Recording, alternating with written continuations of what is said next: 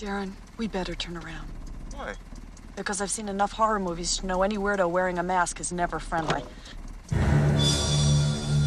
Welcome to Watch Mojo, and today we're counting down our picks for the top 10 horror movie sequels that redeemed the franchise. This time you're going to lose. My friends call me Chucky. Oh my god, I love it. I've seen it 5 times and it still gets me every time. For this list, we'll be looking at sequels that brought back a horror movie franchise. We're not so much looking at the best horror sequels as sequels that got their respective franchise back on track. Let us know in the comments what horror sequel you think we should have included on the list. Number 10. Ouija, Origin of Evil. Let's begin. When Ouija came out in 2014, nobody was impressed by the movie. The consensus being that it was another forgettable horror flick about a supernatural force offing teenagers. Was there something I could have done? This isn't surprising given how hard it is to take a horror movie about a Ouija board seriously. But then a prequel came out in 2016 called Ouija, Origin of Evil, and critics and audiences agreed it was much better than its predecessor, something rare with movies in general. What is all the yelling? Look what she did! Did you do this? No, she's lying. This was in large part thanks to director Mike Flanagan, whose previous work included Oculus and Hush. Number 9. Curse of Chucky. My friends call me Chucky. You're dead. No, you are. The Child's Play movies made Chucky the quintessential evil doll. However, Bride of Chucky and Seed of Chucky took Chucky in a campy direction, focusing more on gags than on horror. What? No, we didn't. Oh, sweet face.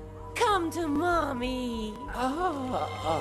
That's not to say you can't have humor in a Chucky movie, but there's obviously such a thing as too much. The direct-to-video sequel Curse of Chucky is a return to form, bringing Chucky back to being a menacing icon rather than the joke that earlier sequels made him.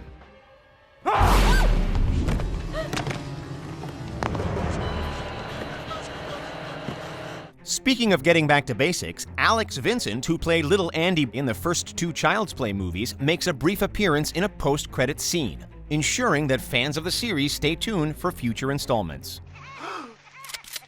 Play with this. Andy! Number 8. Saw 6. Mr. Easton, what is this? It's a game. The gold standard of torture movies, the Saw franchise dominated the horror genre in the mid-2000s with its gruesome traps and graphic kills. And that's my way. And I brought proof. But with a new film coming out every year, the series started to get old quickly, and the traps didn't seem as novel going 4 or 5 movies in. But in stepped Saw 6, which was a scathing critique of the American health insurance industry, with one of the main stories about a health insurance executive that was put through one of Jigsaw's cruel tests. You must let go of one to save the life of the other. As you can see, the choice is not so clear when you are face to face with the people whose blood will stain your hands. Saw 6 is often considered the best film since Saw 2, and it proved that the franchise wasn't completely out of ideas. At least, not yet. Number 7. Final Destination 5. The fun part of the Final Destination movies was watching the different ways that death would claim its victims with intricate Rube Goldberg-like steps.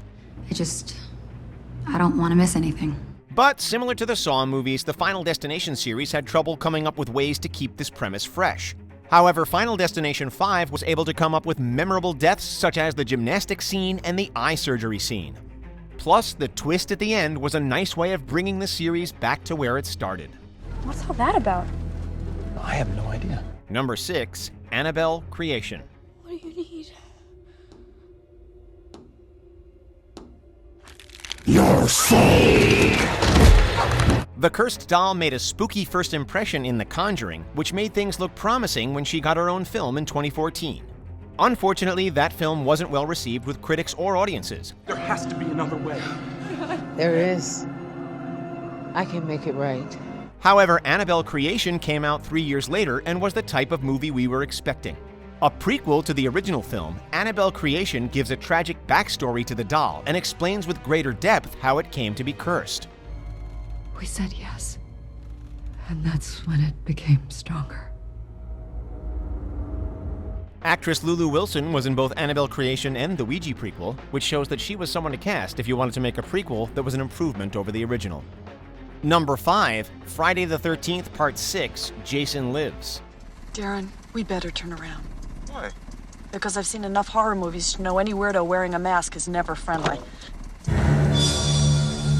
Friday the 13th is one franchise that isn't afraid to go in different directions, but Part 5 might have gone too far, with giving us a different killer to continue the series other than Jason Voorhees.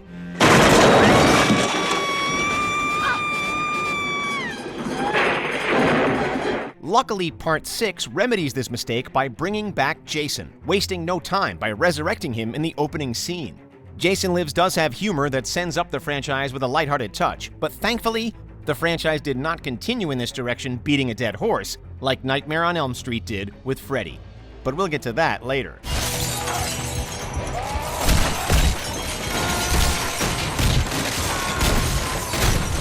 Number 4, The Exorcist III. Enter night. This time you're going to lose. The original Exorcist is one of the scariest films of all time, and Exorcist II is anything but. Please bring her back! Luckily, almost 13 years after the disappointing follow-up, The Exorcist III came to save the day and restore the good name of the franchise. Based on the novel Legion by Exorcist author William Peter Blatty, Exorcist III focuses on Lieutenant Kinderman, a character from the original film investigating murders committed by the Gemini Killer. The film has got one of the most memorable jump scares in horror and great performances by George C. Scott and Brad Dourif. And on! He is inside with us! He will never get away! Number 3, Scream 4. Released 11 years after the original trilogy had ended, Scream 4 was a commentary on horror movies that had come out since Scream 3. Oh my god, I love it. I've seen it 5 times and it still gets me every time. You're kidding. I don't get it. It was also a commentary on horror reboots, acting as some sort of cross between a sequel and a reboot. One of the strengths of the sequel was fun characters, such as Kirby, played by Hayden Panettiere, and Jill, played by Emma Roberts. I need fans. Don't you get it? This has never been about killing you. It's about becoming you. We didn't know we needed the film, but it was an improvement over Scream 3 and a nice chance to see Sydney, Dewey, and Gale again. Dewey! Hey! He said, Gil, you made it. Number 2, Halloween. Have you ever really liked a girl and you just couldn't have her? I'm sorry, man. I'll peace out of your hair. For years, the Halloween franchise had been a horrific mess, with sequels that kept sinking to new lows. Whether it was Paul Rudd playing Tommy Doyle in Halloween 6, or Busta Rhymes roundhouse-kicking Michael Myers in Resurrection, or those Rob Zombie movies. Then Halloween 2018 came along, and all it had to do was pretend that all the sequels following the original Halloween never happened.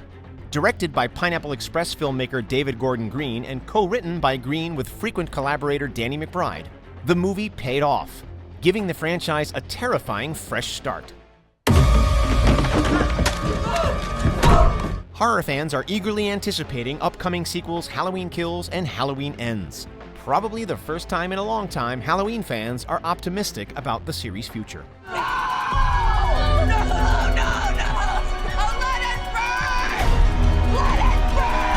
Before we continue, be sure to subscribe to our channel and ring the bell to get notified about our latest videos. You have the option to be notified for occasional videos or all of them. If you're on your phone, make sure you go into your settings and switch on notifications. Number 1, Wes Craven's New Nightmare. Miss me? Perhaps no horror movie character was hurt by sequels more than Freddy Krueger.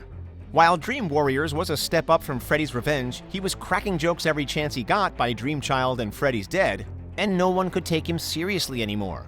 I'll get you, my pretty, and your little soul, too! That's a shame for such a sinister figure.